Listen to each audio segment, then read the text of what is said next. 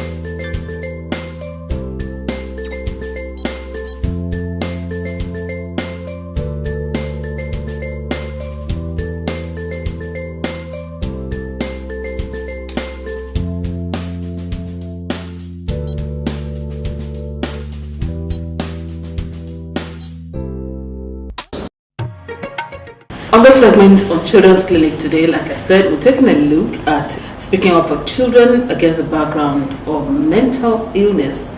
When you talk about child trafficking, well, you get to know what I mean in the course of the program as we progress.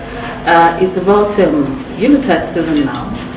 We're going towards the end of the year, and this is a period where you have a lot of craze for uncles coming home and for young teenagers who want to go out and get money for all what have you. So today on the program, I'm not going to do the talking alone, like you know. I have someone who is apt for this topic. She is the executive director of the Media Initiative Against Human Trafficking and Women Rights Abuse. Tobore Ovore, thank you for joining us on the show today. You're welcome. Thanks a lot. All right, Tobore, let's start off by talking about what we mean by child trafficking. You work closely with people who have gone through this, so I wanted to take time to, again, for the opposite time, what exactly is child trafficking? Before we can talk about child trafficking, we need to first define what is human trafficking. So in a very simple term, layman's definition, we say trafficking has taken place when somebody, not necessarily a child alone, it could be an adult, is taken from his or her location. It could be somebody from Benue State being shipped down to Lagos State, or could also be still within Benue State. The person is being shipped from this point in Benue State to another point in Benue State, but there is deception. The person is deceived, and the end of it, the person is exploited. There is exploitation, and most of the time they will be forced. You force the person against his or her will to do certain or numerous horrible things. Now, child trafficking is a form of trafficking that entails, now we already have the definition of human trafficking. We now place children being trafficked. They could be taken outside the country or outside their immediate environment, to, let's say in Nigeria, to another state, or still within the same state where they are based, but taken to another environment. The child could be taken to a plantation to work, could, child labor, instead of the child being at school, the child is exploited, no returns, no money given to the child, or the money could be sent to somebody else. Although traffickers, once they are able to get your child off you, don't expect any money in return. Now, yes, I want to take you up on that because you talked about deception. Yes. Does it mean that people who are taken from one point to another, who go to work, for example, maybe a child is taken from Benue State, for example, to Lagos State, and she's working, and I'm paying her, is that also a form of child trafficking? Let me give a real life scenario. It happened, but I wouldn't mention any name or whatsoever for privacy reasons. The deception, there are two ways to it. In those days, it is the big uncles, the big aunties that go to the village or wherever, and they deceive the parents of the children. Since we are talking about children, they deceive the parents of the children that, oh, when I take this child to Lagos or to wherever big city or even outside the country, I will put the child in school, I will do this, I will do that, and the parents will fall for it, will believe them. Mind you, it is mainly those closer to us that are more likely to perpetrate this. So it's usually family, yes, people you trust. So the parents will then feel, since I don't even have the means of taking care of this child, okay, here is this big uncle or the big auntie that wants to help out. They release the child. Then this big uncle or big auntie takes the child to another city or to even outside the country, and the real drama begins. The child wouldn't be sent to any school. The child will become a house help. That is the least that can really happen to the child. Worse things do happen. And the parents back at the village or wherever most likely wouldn't hear from this big auntie or the big uncle anymore. That's what really happens. They wouldn't hear from. But that the child will work and they pay the child, no. The child wouldn't be paid. Okay, now let's talk against the background of it now affecting the child to the extent that maybe the child suffers some form of depression or fatigue or stress. At what point does it become an abuse on the child? A child who's been trafficked and is being exploited, definitely the child will become depressed. You see, in trafficking there is pre-trafficking, trafficking itself, and post-trafficking. So for anyone that has been trafficked and is lucky to remain alive and return to the country, in the case of those who are taken out of the country, life never remains the same. They come down with depression, post-traumatic stress disorder, anxiety and panic attacks. At least I'm certain of these four.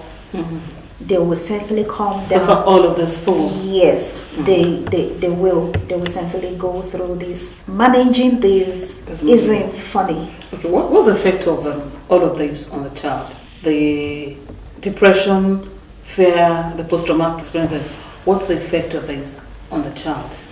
The effect on the child includes all wouldn't remain well for the child. It will affect if the child were to go back to school. The child wouldn't be able to settle in back in school academically because mentally, emotionally, the child is affected. The child wouldn't socially, the child is equally affected, wouldn't be able to mingle with other children properly. And post-traumatic stress disorder, as a result of PTSD, the child would become so aggressive, gets angry unnecessarily, reacted to so many things. It's internal. And in this part of the world, issues of mental health is still not being discussed in the open. No. So other children will, oh no, that particular child, please don't go close to him or her, because he or she is going to attack you. This person is oversensitive. You have to walk on eggshells around this child, and the parents may not really understand what is going on with the child. Okay, now I want us to, at this point, let's talk about some of these signs that the parents or guardian will notice in a child to know that he or she is suffering depression.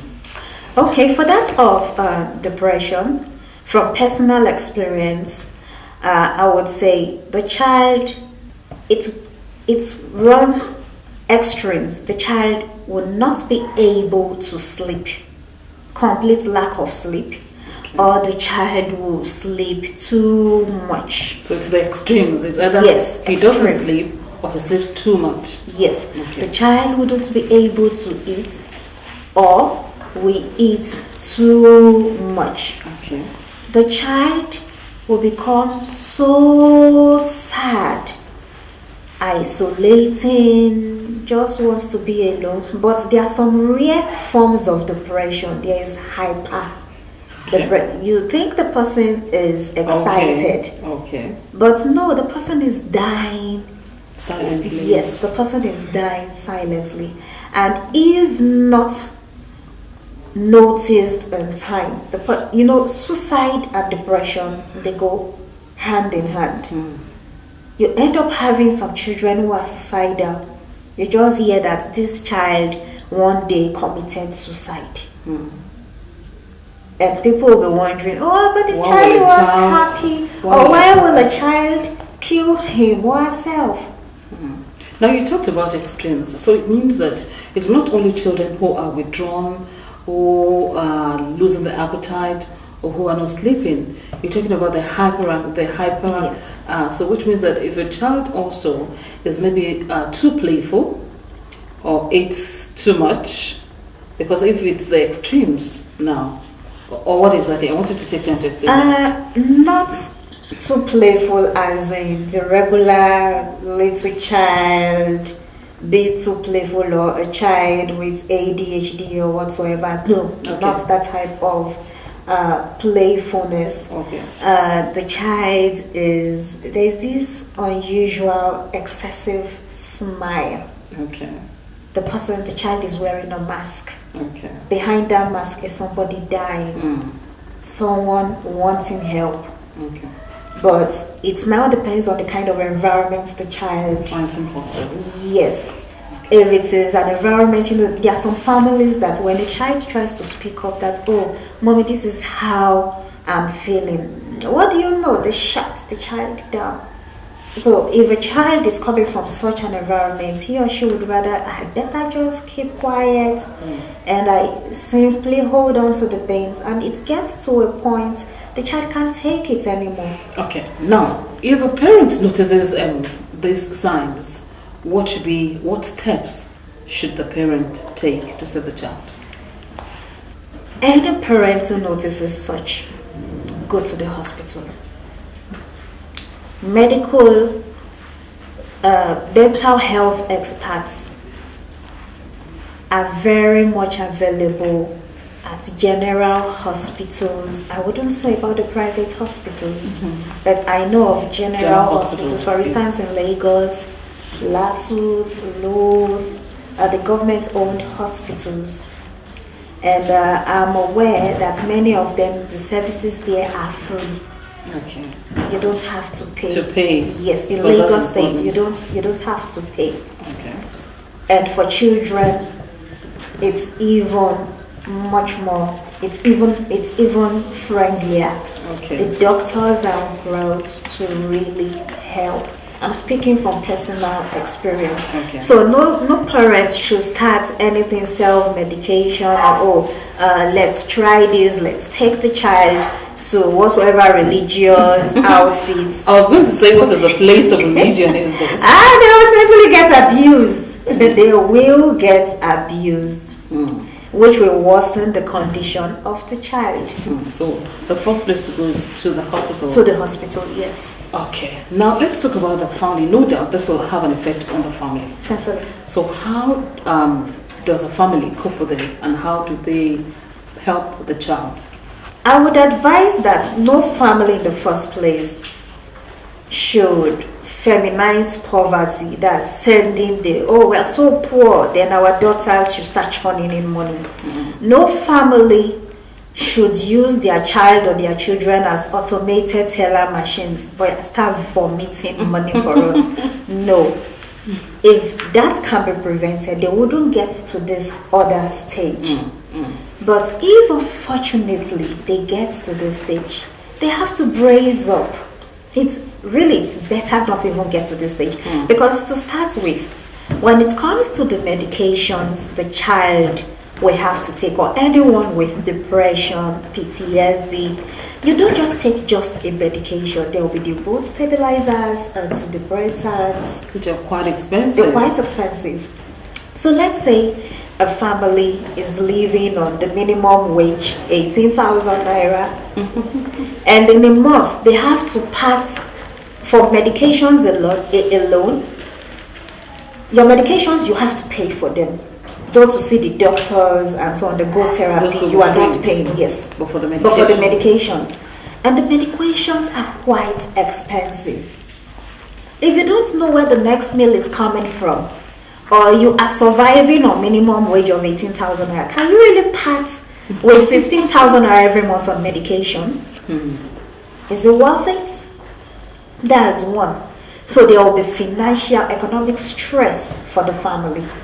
And that in turn will get the parents angry, and they will transfer the aggression on the child, and the child will plunge further. And the cycle continues. Then there is the social stigmatization.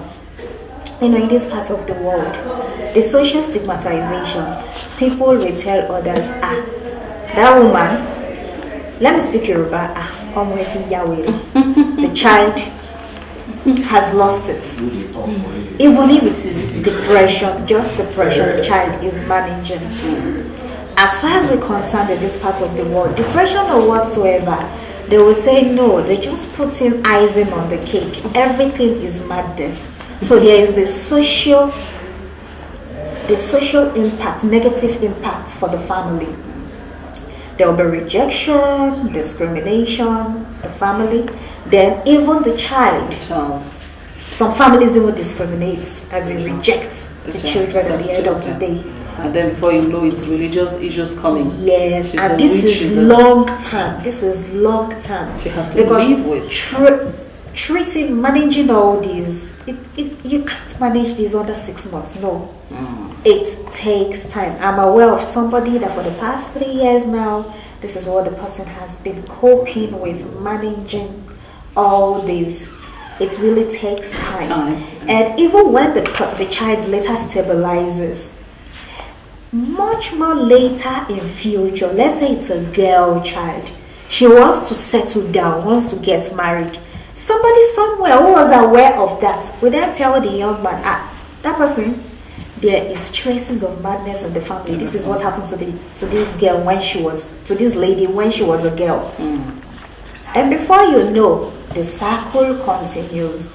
If the young man is still interested in that, his family will tell him, no, this is Africa. Or he himself will run away. So it's not worth it at the end of the day. All right, quickly, before we wrap up, what effect or what can the school do to help the child cope beautifully in school? Post-trafficking? Yes. For the school, everything will have to go down on the teacher, the class teacher. The teacher must be ready to be patient, in short, extra patient. Because such a child coping with, I would say, a lot, that's quite a lot for a child. The child wouldn't have good concentration, wouldn't be able to concentrate in class. So when the teacher is teaching something, the child's mind has traveled straight away. Yes. Or the child could be having flashbacks. So the anxiety or panic attacks begin again. Because the child is reliving the horrible experiences. So it would really help if classroom teachers, or even subject teachers as well, schools having some orientation about mental health education for their teachers, so that even teachers should be able to spot symptoms, alert the school, and the school calling the parents, or the school could also alert hospitals, but with the parents being involved. But the teachers will need to be extra. Naturally, teachers should be patient people. But when it comes to a child coping with quite a lot, the teacher will need to be extra patient. Yes, okay. That's one. Even the use of words. In this part of the world, we use shaming words without even realizing. And the child coping with that much will be quite sensitive. Yes, will be quite sensitive. The child could have weeping spells. When I say weeping spells, I mean the child is just crying. And to others, they're like, why are you crying? The child can't say anything. It could be the child is remembering horrible experiences, but he or she can't even say it. If it is a girl child, possibly she was even raped. And she doesn't want to voice out. That would simply remember, I would start crying.